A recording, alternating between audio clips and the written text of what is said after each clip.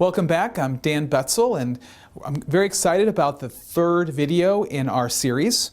And I really want to thank you for all the comments and the questions you've been asking. They've been fantastic, and just please keep them coming. Now, this third video is the most important video of the entire series because we're going to take the theory we've been discussing, we're going to apply it to real-life situations. And it's my hope that as we go through these various case studies, that you're going to be able to get a glimpse of the client's vision for their future and the obstacle that was standing in their way, and then the process that we went through to overcome or mitigate that obstacle. So, let's just get started with this right away. I'm very excited about these. If you're like most of my clients, you're very concerned about the next market correction. Sometimes we call it a market correction. Sometimes you hear people call it market crash. It's the same thing. And I was reminded of this not too long ago. I was sitting on a jumbo jet at LaGuardia Airport, getting ready for a very, very long flight to the Middle East. And the pilot came on and he said, "Now, we're flying halfway across the world. So it's not if we run into bad weather, but when." So I want you to feel very comfortable, the pilot was saying, that I fly this route all the time. I know what I'm doing. The plane is designed and it performs under all these different conditions, and we're totally aware of all of the issues. So I want you to do your part by staying relaxed and keeping your seatbelt on, and we'll do our part as we begin this very long flight. And I thought to myself, that's just like the market, because the market also is a very long journey, and you have to have your portfolio designed in such a way that it's not if we run into bad weather, it's not if we run into turbulence, but when. So I met with a local business owner and his wife back in 2009. They had just survived the market correction, the market crash. Their portfolio was down almost 40%, and they couldn't believe it. They didn't understand why. And they're asking me, well, we're pretty conservative investors. How did we lose 40%? Well, I took them through the process, through a portfolio MRI, and just like a doctor, I was able to see deep inside the portfolio, and we learned that 80% of the portfolio was in one asset class, in China and Far East stocks. They had no idea that that large percentage of their portfolio was in this one asset class, and that one asset class, of course, suffered very, very, very significant losses in 2008. So I was able to show them where they were, and they were then able to help me and clearly articulate to me where they wanted to be. They knew they did not want to be in that risky of a portfolio. So the results were, we reallocated their portfolio, we reoriented it, we greatly reduced their risk, we made their portfolio very, very efficient. And by efficient, I mean that they were taking the right amount of risk for the anticipated return. And we were able to, by dramatically reducing the risk, they knew that when the next market correction comes, that their portfolio is designed to weather that storm. They knew their 1 year potential downside. I tell clients you should never invest in a strategy if you don't know what the potential 1 year downside is. You have to be able to have the absolute confidence that your portfolio can weather that. If you're like most of our clients, you really have no idea how much risk is truly embedded in your portfolio. So we've actually designed a worksheet that's going to allow you to determine the 1 year downside risk volatility that's embedded inside your portfolio. So at the end of this video, I'd like you to take a few minutes and to click on the link below and to work through the worksheet, because once you work through the worksheet, you will know your 1 year downside volatility, and you will be able to actually know whether or not you, as an individual, based on your situation, your risk tolerance, your age, your investment horizon, whether you can weather that 1 year downside volatility. So it reminds me very much back to the story about sitting there on the tarmac at JFK, that portfolios are very much like a large intercontinental jet. We reallocate the portfolio, and it was now engineered for the inevitable headwinds and turbulence that we know we will one day encounter. And if the portfolio is designed to weather that, it's very much like the jet. you're able to enjoy the flight knowing that your portfolio was designed to weather whatever turbulence is in front of us. So let's look at a second case study. Each of these case studies are very, very close to actual situations in my office. Of course, I've protecting people's identities, but nevertheless, these are real life situations that when I talk about these and I think about these, I think we can see ourselves in each of these. But this particular client, has a fear of being misled. There's so much information out there. We often don't know how to distinguish true wisdom or knowledge from just noise or people trying to manipulate us. And unfortunately, what I've seen is the financial industry often uses fear to motivate people. Fear is a great motivator, but decisions made out of fear are often not the best decisions that you can make for yourself and your family.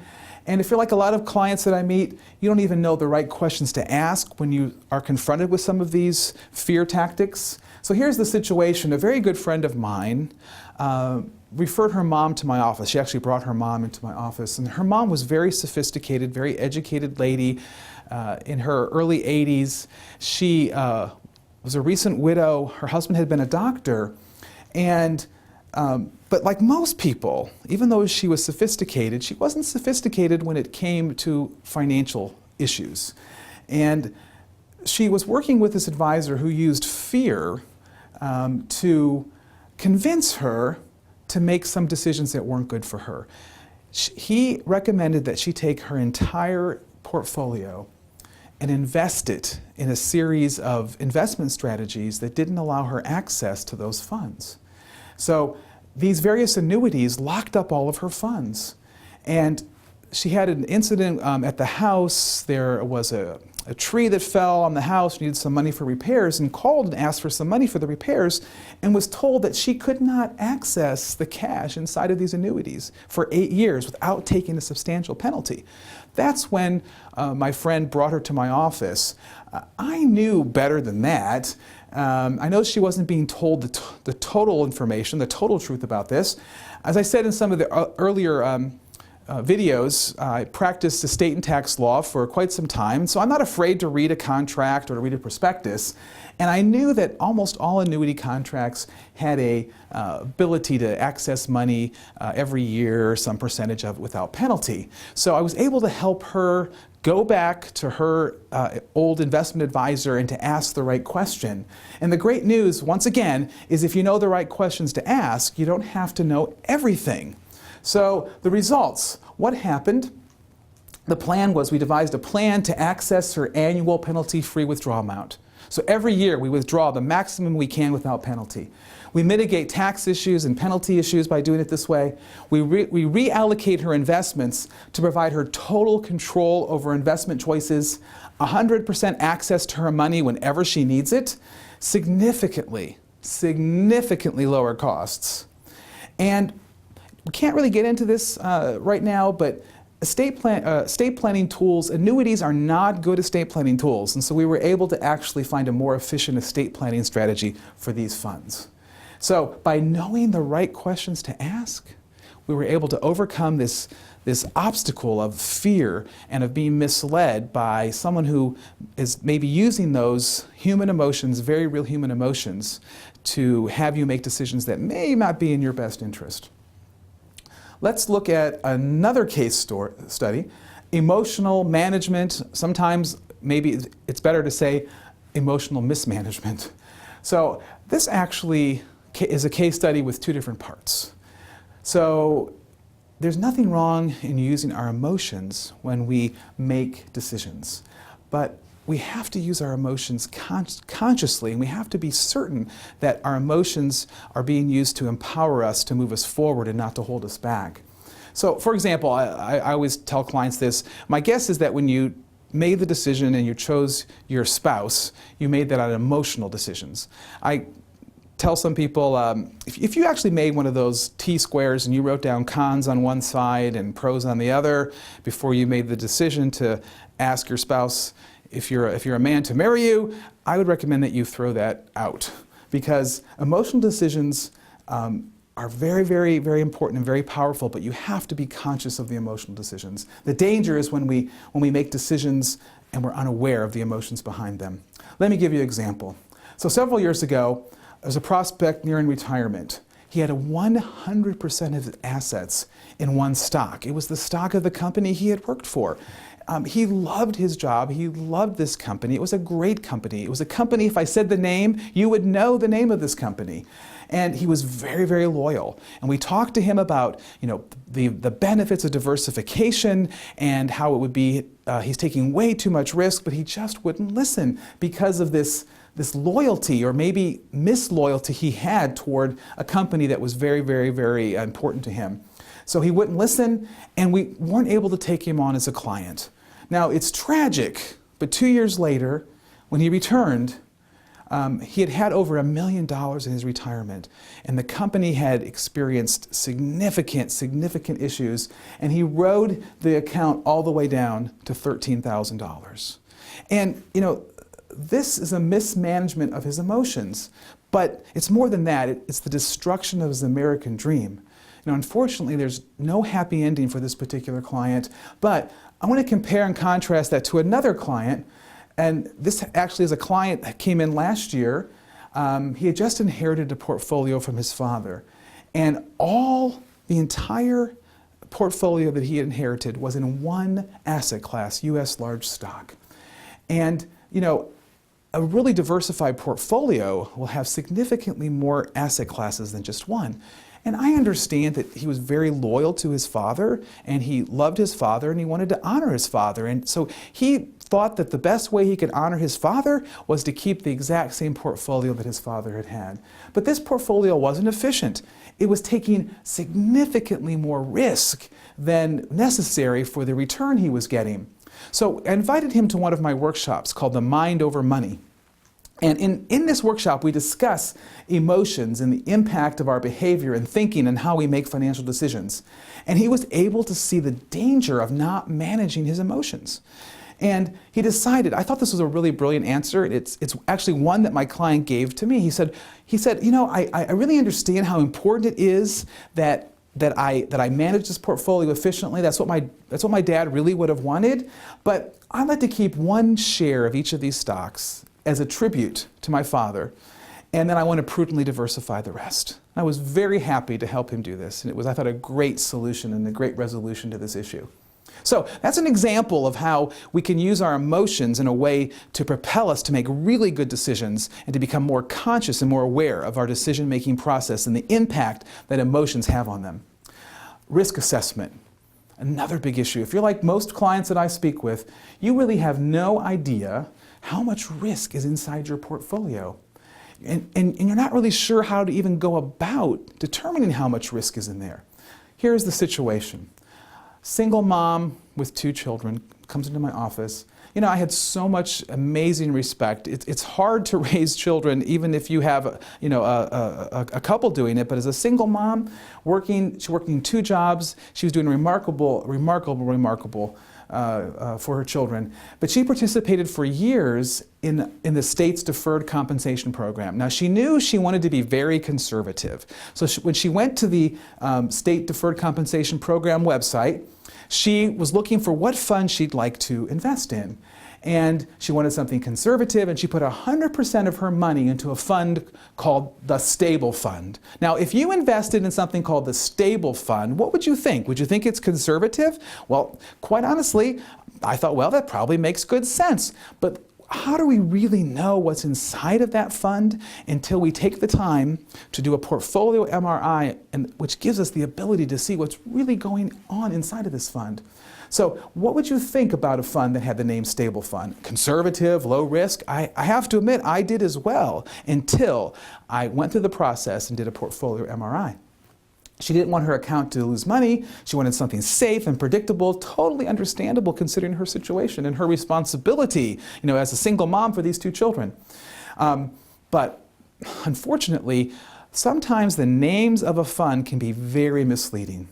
So, what was the process? I performed a financial MRI. We looked inside the Stable Fund, and quite honestly, we both were shocked to see what it contained. Mortgage-backed securities, precious metals, things that you would not expect to see in a fund that had the name Stable Fund. But she saw that her portfolio contained significant risk regardless of the name. So because she was able to see clearly where she was now with her portfolio, we were able to articulate where we wanted to be and to form a roadmap to get there. So the plan was to reallocate her portfolio to an investment strategy that truly reflected her personal risk tolerance and overall investment goals. And we know this truth from years ago, from just being a child at school, that you can't always judge a book by its cover, and you can't always tell what's inside a portfolio by its name. So it was very exciting for me to help her reallocate her portfolio, to pull that risk out of her portfolio and to give her the returns that she needed to fulfill her responsibilities as a single mom and to work toward that American dream. Case study 5. Learning to recognize the myths of investing. Now, in the last video, we went through some of the myths and how powerful they were. And I really want to share with you a story that was very, very powerful to me. I really could see how, by knowing the myths, that it enables you to cut through the noise and to be able to figure out the truth about investing. So, I know that you're going to experience a greater confidence and peace of mind regarding your investments if you can distinguish the myths of investing from prudent investing. And the situation was a recently divorced lady. She came into my office and she shared with me that she and her husband were very, very active in the financial planning process. They met with their financial planner at least once a year. But whenever she met with him, the financial planner and her husband, she felt totally left out of the process. All of the emphasis and all of the direction was just geared right at her husband. And she never really understood why she felt so uncomfortable, but she just didn't feel comfortable with the process. And she began to explain to me what the investment philosophy had been, and she said, I just didn't even know what questions to ask, but I just didn't feel comfortable. So we began to look at it together, and her statement showed that she had 10 different mutual funds from the same large mutual fund company, and each fund had $50,000 in it. And she explained that each year she and her ex-husband would meet with the advisor, and the advisor would share with them a list of last year's 10 top mutual funds. And then he would take that list of the 10 top mutual funds and he would compare it to what they had. And to the extent there was any discrepancy between last year's top 10 mutual funds and the funds that they had, he would sell the funds that weren't on the new top 10 list and purchase those, so that at the end of the meeting they would still have 10 mutual funds, each with the same amount of money in each one, but it would be based on last year's top 10 funds. And she said, I always felt uncomfortable about this, but I didn't know what to do or what to even ask. And it just didn't seem logical to her. But I shared with her, as I shared with you, the 3 myths of investing about stock picking, market timing, and track record investing. And she said to me, oh my gosh, he was engaged in track record investing. I said, yes. And then she said to me, it's like we were driving in our financial car and he's looking out the rear view mirror and he thinks he's looking ahead. I said, that's exactly it. That track record investing is a myth. And she was suddenly able to see the fallacy of this particular approach to the investment strategy. By looking out the back, by looking in the mirror and confusing what had happened in the past, which was happening in the future, what in reality what they're doing. So think about this. Every year they would identify those funds that weren't performing, right? They're undervalued, and they would sell them. So they would sell low, and they would identify those funds that were doing really well last year, the top 10 funds, and they'd buy those. The exact opposite of prudent investing. They were selling low and buying high. That is a recipe for financial, I hate to say disaster, but at least financial problems that are going to be coming your way. So, as I said, in essence, each year they sold the funds that were down and bought the funds that were high. So they were doing the exact opposite of what prudent investing is. Because what prudent investing tell you? That you want to buy funds when they're low and sell them when they're high? Isn't that prudent investing? But just by being able to identify the myth of track record investing, she now was able to cut through and to see what the problem with that investment strategy had been. So by knowing the right questions to ask, she was now able to easily identify when someone wanted to gamble and speculate with her money as opposed to prudently invested. So the solution, we're able to create for her a portfolio to capture market returns and to eliminate these myths of investing. And the great news is we can do that for you as well. So if you're like a lot of people, you're wondering, what are the next steps? And what if I actually would like to begin this journey toward financial peace of mind? Well, I can share with you what the steps are in our office. We begin every meeting with a client, every client relationship with initial consultation, and it's actually much more than just a consultation, it's actually an investor inventory. And we'll dig in and see, what are those issues that are really impacting you and your family. Step 2 is providing for you a real financial picture, a portfolio MRI that's going to allow you, probably for the first time, to look very deeply inside your portfolio and to see what's really, really taking place there. For example, you're going to be able to discover how much you're paying both in hidden and obvious fees. You're also going to be able to look at your asset allocation. Is it appropriate? Are you truly diversified? Do you have asset classes representing all 19 asset categories? Or how much portfolio redundancy exists in your portfolio? We'll also be able to get you an income report. It's going to be able to give you some real hard numbers to determine whether the income that you need for your portfolio, whether it's going to be there for you and your spouse. And we'll be able to help you see whether you've been a victim of the stock market myths and how much this has cost you. Step 3 is we'll create a customized portfolio just for you, a customized portfolio that's dialed into the amount of risk and return on the efficient, Markowitz efficient frontier that's just for you and your family and for your goals. And step 4 then is we would help you implement that plan. And probably the most important step is step 5. It's the ongoing education, the ongoing coaching, the ongoing relationship that we want to have with our clients. Now, if this is something that you're interested in doing for you and your family, taking that first step, then just click below and I'll be happy to schedule an initial consultation with you. We'll go through the investor inventory and we'll get started. So, I want to thank you again so much for participating in videos 1, 2, and 3, and I hope you found the information useful and helpful, and I really appreciate the opportunity to share with you my passion and my vision for creating financial peace of mind. And if it's something that's interesting for you and your family, you want to take the next step, I look forward to continuing the conversation with you. Thank you so much again.